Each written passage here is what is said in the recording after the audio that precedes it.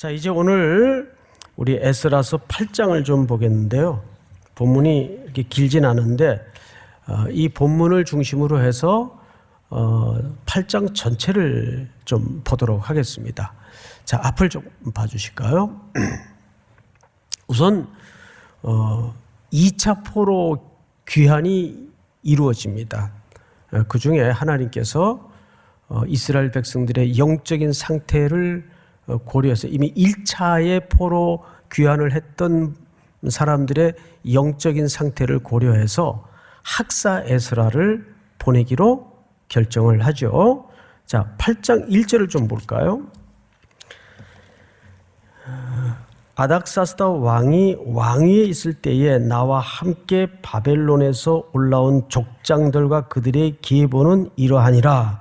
이렇게 하고 에스라와 함께 2차 포로 귀환 명단이 쭉 몇 절까지 진행이 되는가 하면 14절까지 명단이 쭉 소개가 되는데 이 수를 전부 합쳐보면 1차 포로 귀환 때 숫자의 10분의 1도 안 돼요. 굉장히 적은 수가 어떤 결단을 하고 에스라의 귀환에 동참을 하기로 나선 겁니다. 그리고 이제 15절을 좀 볼까요? 내가 에스라를 얘기하겠죠?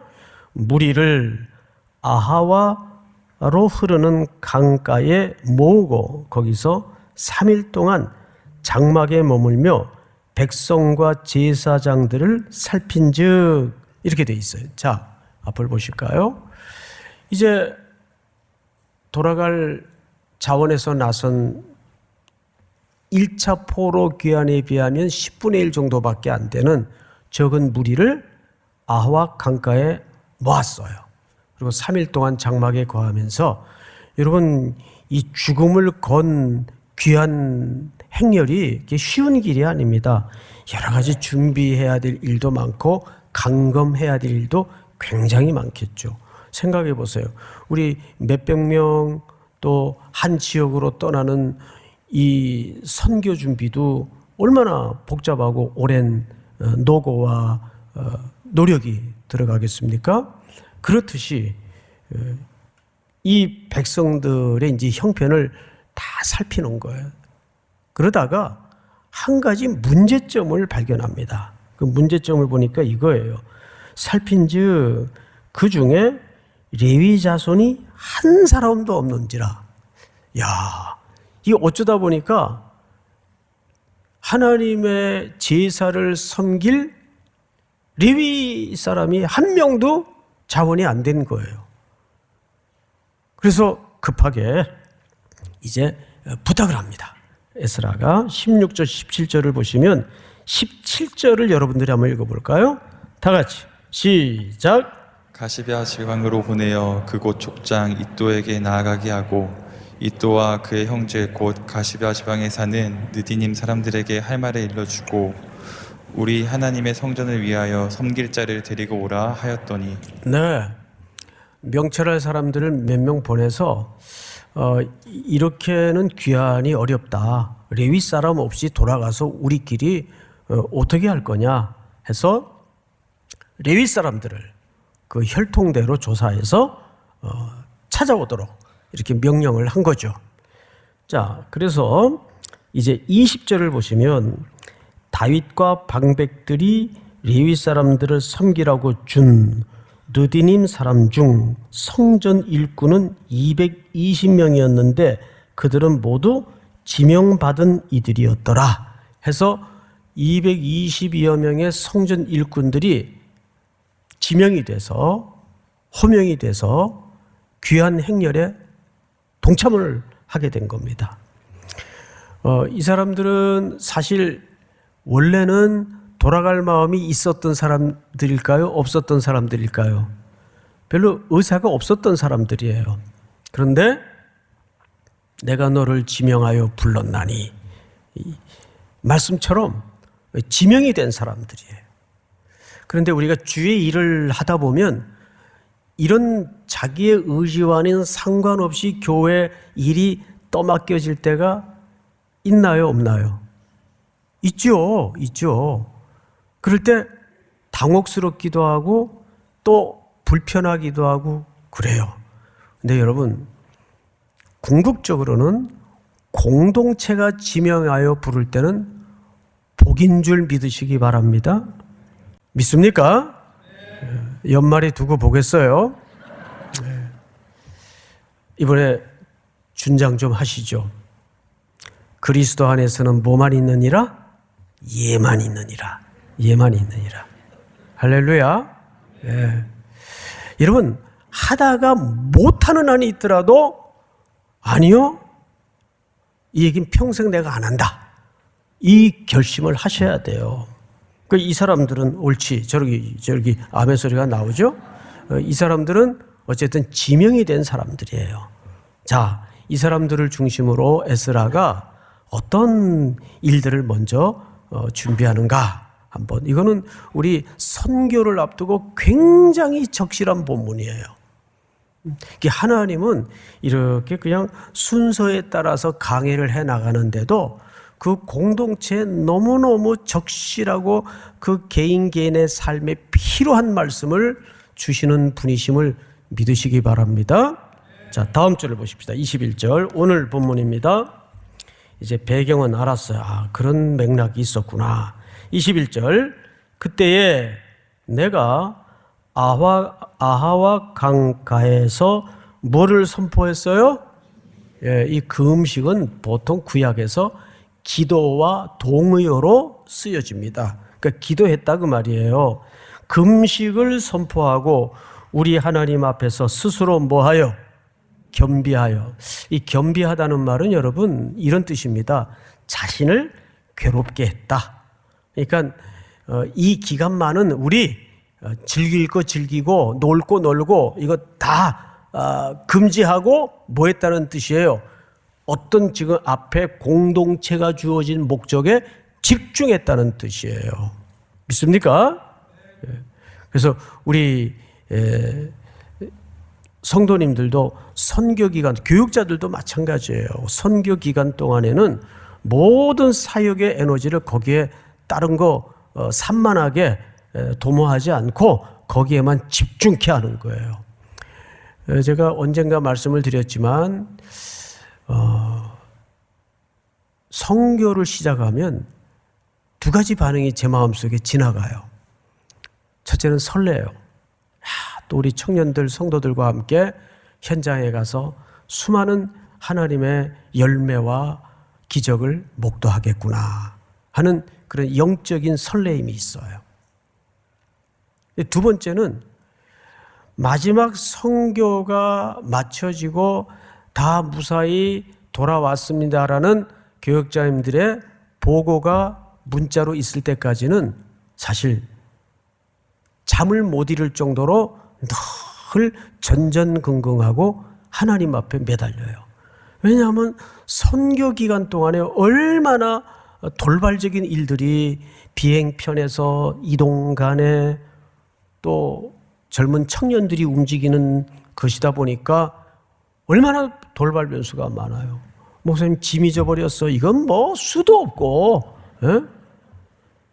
또 공항에서 짐을 안 실었어요. 그런 일도 있었어요. 또 짐을 안 실어줘요. 너무 많다고. 이런 일도 있어요. 얼마나 수많은 돌발 변수가 많은데요. 어떻게 기도 없이 떠날 수 있는 길이겠습니까? 그렇죠? 그건 사실 우리 인생도 마찬가지예요. 가족 간에도 아침에 다 출근들 해요. 학교들 가요. 또 유학들을 떠나 있어요. 뭐 이거는 일대 속에서 정도가 아니라 전쟁터로 내보내는 거잖아요. 그런데 어떻게 기도 안 해요? 그 기도 안 하는 것도 기적이에요. 삶이 이런 정황인데 어떻게 기도 없이 무슨 일을 우리가 할 수 있어요? 그래서 에스라가 기도를 선포합니다. 또 볼까요? 우리 하나님 앞에서 스스로 겸비하여, 이건 거기 집중했다 그 말이에요. 우리와 우리 어린아이와 모든 소유를 위하여 평탄한 길을 그에게 간구하였으니, 자, 설명을 좀 들을 필요가 있어요. 너무 평이한 내용 같지만 이 속에는 매우 중요한 정치적인 또 시대적인 이유가 이 속에 감춰져 있어요. 자, 아까도 모두에서 말씀을 드렸지만 1차 포로 귀환 때보다 숫자가 많다 그랬어요. 택도 없이 적다 그랬어요. 예. 그래서 한 줌의 모래밖에 안 되는 적은 인원이 그 살인적인 여정을 이제 시작해야 돼요. 그러면 고대 시대에 얼마나 많은 위협이 곳곳에 도사리고 있는지 아세요? 매복했다가 약탈을 해가는 사람들, 죽이고 빼앗아가는 사람들, 이런 돌발적인 떼강도들이 곳곳에 얼마나 많아요. 또 여전히 방해 세력이 기존에도 있었지만 있을까요, 없을까요? 예, 항상 반대 세력이 있단 말이에요. 이런 정치적인 시대적인 정황이 염려가 되었고, 또 하나는 이렇게 기도를 했네요. 모든 소요를 위하여. 아니, 포로들이 포로 생활하다가 돌아가는데 뭔 소유가 그렇게 쓸만한 게 있었을까? 여러분, 돌아갈 때 과거 바벨론 시대에, 아수르 시대에 예루살렘 성전에서 빼앗았던 모든 은금을 전부 돌려줍니다. 그것이 몇 절부터인가 하면 24절부터예요. 24절부터 제가 몇 절만 읽어드릴게요. 그때 내가 제사장의 우두머리들 중 12명 곧 세레바와 하샤바와 그의 형제 10명을 따로 세우고 그들에게 왕과 모사들과 방백들과 또 그곳에 있는 이스라엘 무리가 우리 하나님의 성전을 위하여 드린 은과 금과 그릇을 달아서 주었으니 내가 달아서 그들 손에 준 것은 은이 650달란트요 은그릇이 100달란트요 하고 쭉 재산 목록이 열거되는데 이거 전부 빼앗아 온 거예요. 그런데 이 포로들을 돌려보낼 때 이걸 전부 되돌려 줍니다. 이거 가져가라. 가져가서 성전 곳간에 다시 넣고 필요한 경비를 써라. 그러니까 인원은 작은데 돌아가는 길에 어마어마한 은금 폐물을 다 돌려줘요. 이거 여러분 소문 났을까요? 안 났을까요? 예? 당연히 나죠. 당연히 나죠. 그래서 이건 노리는 사람들이 얼마나 많았겠어요. 그러니까 이 길이 뭐 몇십만 명 돌아갈 때 길하고는 이건 유가 안 될 정도로 어마어마하게 목숨을 담보한 귀한 길이에요. 그러니 어찌 기도 없이 돌아갈 수 있었겠어요.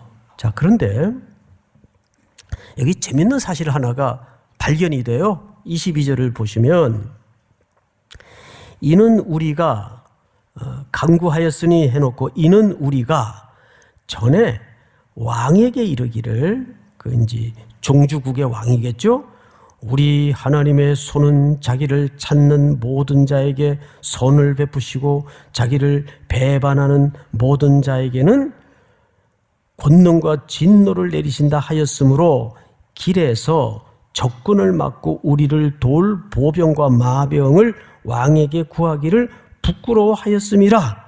이게 이제 본문만 읽으면 이게 뭔 얘기냐, 이게 이제 이해가 잘 안 되는데 이거를 스토리로 좀 풀어드릴 테니까 잘 들어보시면 아, 그 얘기구나. 에스라를 포함해서 몇 명이 포로들이겠죠. 당연히 포로들이 왕에게, 아닥사스다 왕에게 항상 입버릇처럼 그렇게 얘기를 한 거예요. 우리 하나님은 전능한 하나님이십니다. 우리 하나님은 모든 군사를 파멸시킬 수 있는 천군 천사를 동원하실 정도로 전능하신 유일하신 하나님이십니다.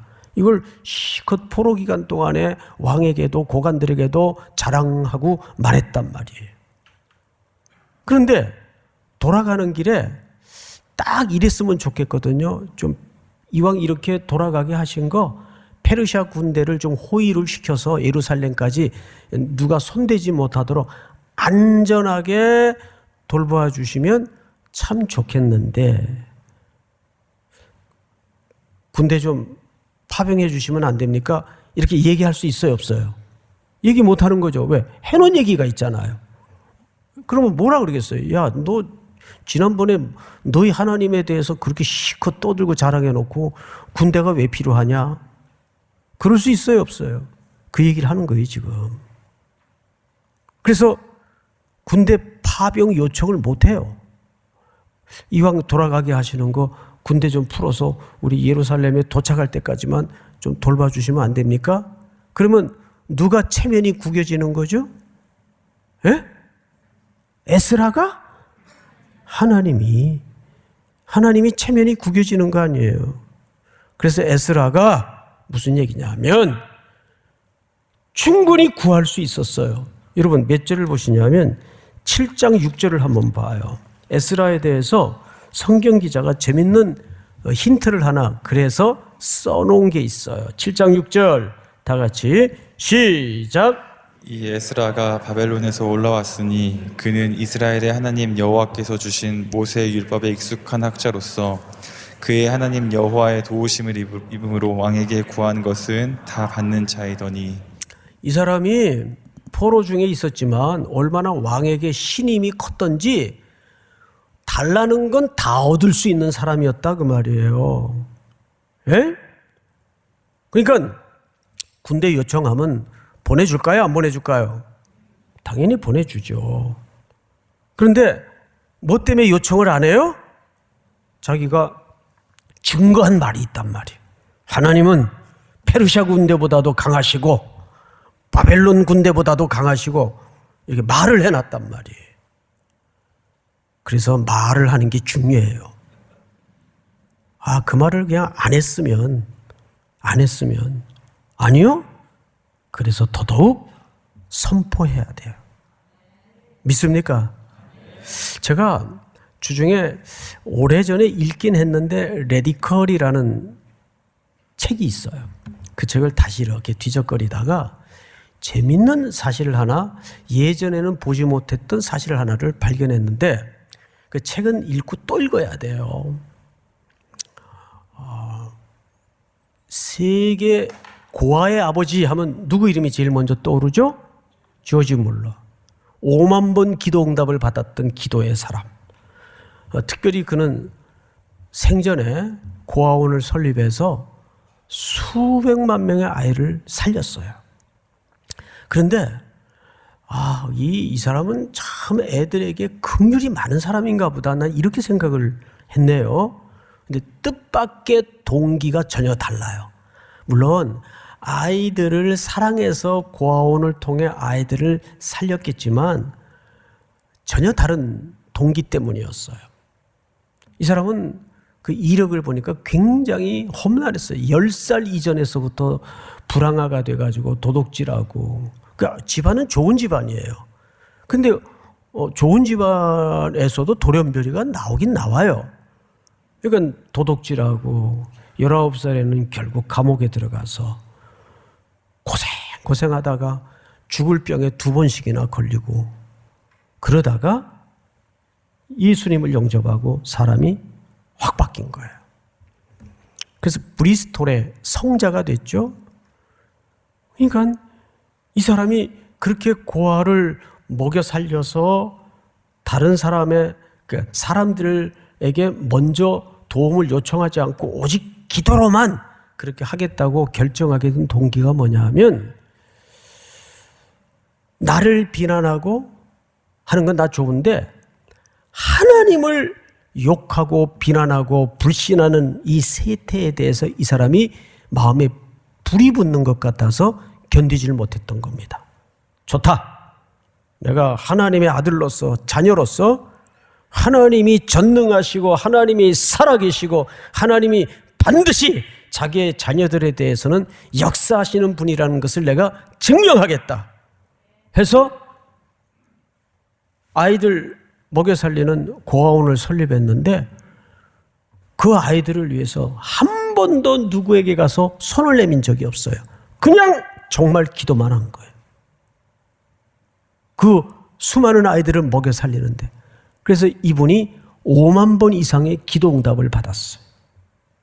그리고 마지막까지 자기가 꼭 회심시키고 싶었던 5명의 친구가 있었는데 마지막 5명까지 그리스도를 영접케 하는 응답으로 숨을 거두어요. 90이 넘는 긴 생애를 살면서 그는 늘 숨 쉬는 것도 기도, 앉으나 서나 기도였어요. 그러니까 그가 고아를 먹여 살리는 자애로운 마음으로 시작한 것도 동기 중에 하나이지만 더 숨겨진 동기는 하나님의 살아계심을 선포하고 증명하기 위해서. 이번 주 한 주간 동안은 내가 분명 세상 의지해서 방법을 동원해서 할 수 있는 일이지만 내가 하나님께만 의지해서 하겠다라는 그런 믿음의 선포가 무엇이 지금 당장 있어야 되고 필요할까? 그걸 찾으세요. 믿습니까? 그렇게 해서 자, 다시 8장 몇 절로 돌아가시냐면 23절로 돌아가서요. 다 같이 시작. 그러므로 우리가 이를 위하여 금식하며 우리 하나님께 간구하였더니 그의 응답하심을 입었느니라. 아멘. 그러니까 이렇게 결론을 맺으면 안 되죠. 기도했더니. 내 기도가 조건이 되면 이미 그 기도는 행위가 되는 거예요. 기도했더니가 아니에요. 사실 저는 제가 기도한 내용도 잊어버려요. 그런데 어느 날 나는 포기하고 난 잊어버리고 있는데 하나님이 덜커덕 허락해 주시는 걸 보고 이거 내가 기도했던 거지. 창피할 때가 많아요. 정말 그런 게 많아요. 그런데 간구했더니 하나님이 응답하신 거는 표면적으로는 맞는 문장인데 성경 전반에 걸쳐서 끊임없이 뭘 8장에다가 감추어 놓는지 아세요? 자, 보십시다. 18절. 다 같이 읽습니다. 18절. 시작. 우리 하나님의 선한 손에 도우심을 입고. 자, 우리 하나님의 뭐를? 선한 뭐에 도우심을 입고? 손에 도우심을 입고. 또 22절. 이는 우리가 전에 왕에게 아뢰기를 우리 하나님의 손은 이렇게 얘기했었단 말이에요. 그러니까 말만 해도 하나님은 듣고 계세요. 그래서 결국 31절 다 같이 읽습니다. 시작. 우리가 아와 다시 시작. 첫째 달 12일에 우리가 아와 강을 떠나 예루살렘으로 갈새 우리 하나님의 손이 우리를 도우사 대적과 길에 매복한 자의 손에서 건지신지라. 아멘. 기도 응답이지만 그 기도 응답을 뭘로 하신 겁니까? 하나님의 손이 우리 손을 붙잡고 자 가자 해서 일일이 하나님이 하나님의 손을 작용해서 힘을 쓰셔서 움직이셨는데 우리는 우리 손으로 한 것처럼 오해를 할 수가 있다고 말이에요. 우리 그 애기들 글자 가르칠 때 아빠가 이 두꺼비 같은 큰 손으로 덥석 잡아가지고 고사리 같은 손을 딱 잡아가지고 글자를 써주죠. 송, 태, 은자 나오면 또 뭐라 그럴까봐 태, 근 써요. 근데 글자가 멋있게 됐어요. 그러면 이거 아들이 쓴 거예요. 근데 실제 누가 쓴 거예요? 제가 쓴 거죠. 제가. 아빠가 쓴 거죠. 똑같은 이치예요. 우리의 삶의 모든 원리가. 믿으십니까? 내가 기도해서 응답받은 것도 아니고 내 진심과 열심히 만들어낸 결과도 아니에요. 하나님의 손이, 믿습니까?